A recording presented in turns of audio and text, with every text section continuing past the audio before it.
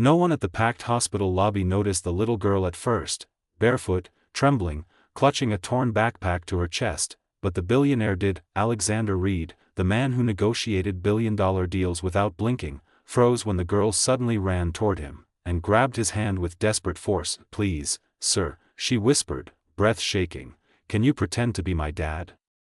My mom, she's really scared inside. And the doctors won't let us in unless a parent is with her."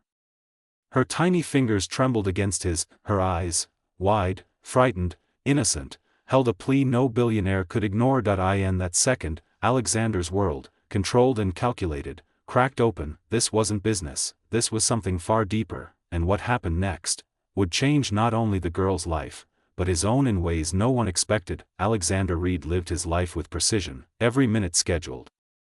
Every move predicted, every emotion locked behind a wall built from childhood poverty and adult success. That he wasn't cruel, just distant, but on this rainy afternoon, fate dragged him somewhere he rarely stepped foot, a public hospital, the very kind he had once sworn never to return to after losing his father there as a child. He sat waiting for his driver when he heard muffled sobbing. It came from a small corner beside a vending machine. A little girl, maybe 7 or 8, hugged her knees, face pale and frightened, tangled hair, old clothes, shoes too worn to keep out the rain. Alexander would normally look away, busy men couldn't afford soft hearts, but her cry, soft, broken, felt like it pierced something deep in him. Moments later, chaos erupted. A nurse rushed out from a hallway shouting, "Does this child have a guardian?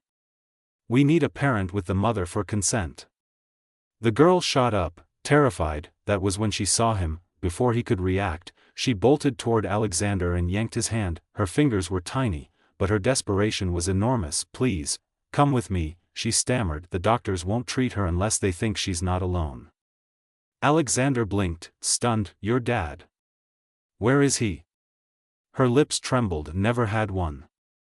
That answer shattered the last bit of distance he had left. Without thinking, Alexander squeezed her hand gently. "Take me to her," he said. She nodded, relief flooding her eyes, and pulled the billionaire, this stranger she had chosen, toward the emergency room. The room smelled of antiseptic and fear. On the hospital bed lay a pale woman, her mother, clutching her chest, breathing unevenly.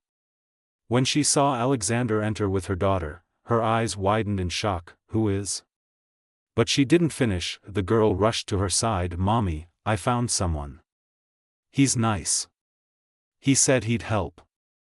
Alexander stepped forward, carefully maintaining softness. He didn't want to frighten the already terrified woman. "I'm here to sign whatever is needed," he said quietly. "Your daughter asked me to help."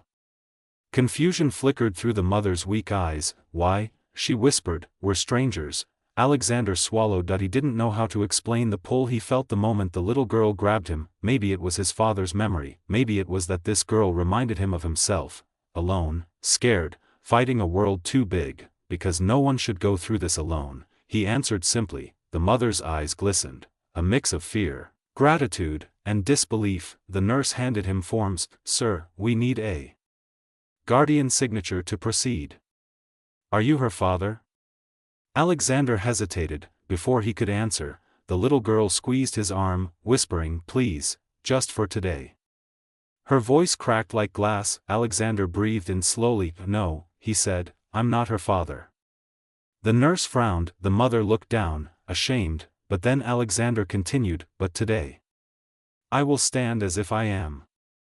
The nurse's expression softened, the girl's eyes widened with hope, and the mother exhaled in relief. With a firm hand, Alexander signed the papers. The procedure began. Hours passed. The mother was finally stable. Alexander sat outside with the little girl curled asleep against his suit jacket. He learned her name, Lila. She had been carrying fear far too big for a child. He gently brushed her hair aside. She stirred awake.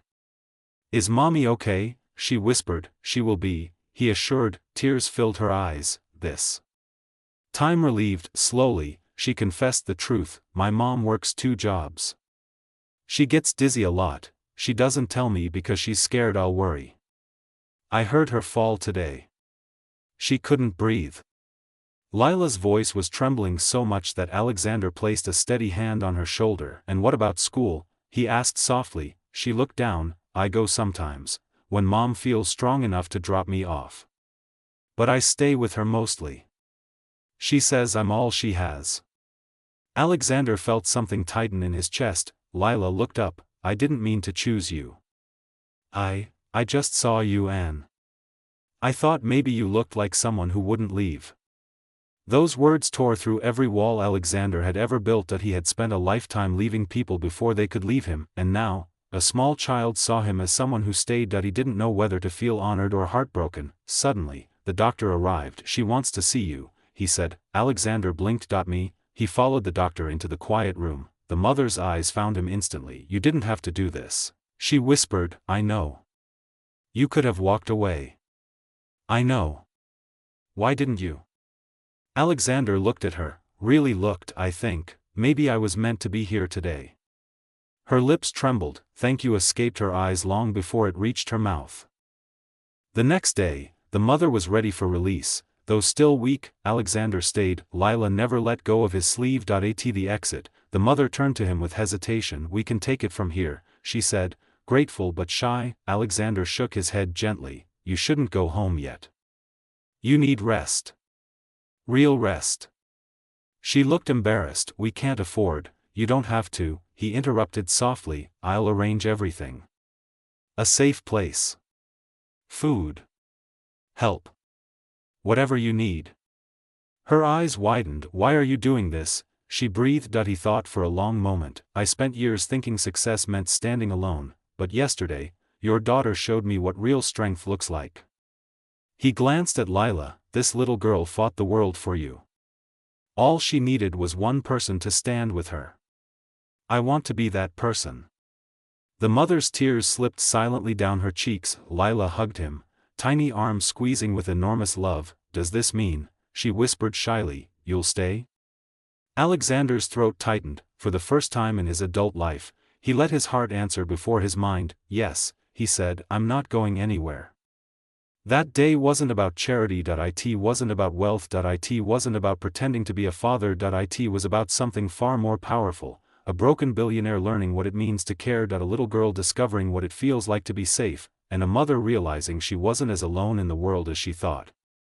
Alexander didn't just walk into a hospital. He walked into a family he never expected, and became the man he always needed when he was a boy. Sometimes, the people we're meant to save are the ones who end up saving us. The doctor stepped out of the room, leaving the three of them in a fragile, trembling silence. The little girl clung to Ethan's sleeve, her small hand shaking, but no longer from fear, this time, from hope. Maya lifted her eyes to Ethan, her tears reflecting the fluorescent lights like shattered stars. You didn't have to stay, she whispered. Ethan shook his head, voice rough with emotion. No. I needed to. For a long moment, none of them spoke, but in that tiny room, something shifted, something soft, something brave, something that felt terrifyingly like fate. The little girl crawled into Ethan's arms, resting her head on his chest, and whispered the words that broke him completely. Please don't stop being my pretend dad, even after today. His breath caught. He held her tighter, as if the world might steal her away if he eased his grip even a little. I won't pretend anymore, Ethan murmured, voice cracking, if you'll both let me. I want to be here for real. Maya's hand covered her mouth as a sob escaped her, this time not from fear, but from relief so deep it almost hurt. Outside, Christmas lights flickered through the hospital window, 1,000 tiny reminders that miracles don't always arrive in grand gestures. Sometimes, they come in the form of a scared little girl, a broken-hearted mother, and a man who never knew how much he needed them until he almost lost them. And in that fragile, glowing moment, the three of them realized, they walked into that hospital as strangers, but they were leaving as something much closer to a family.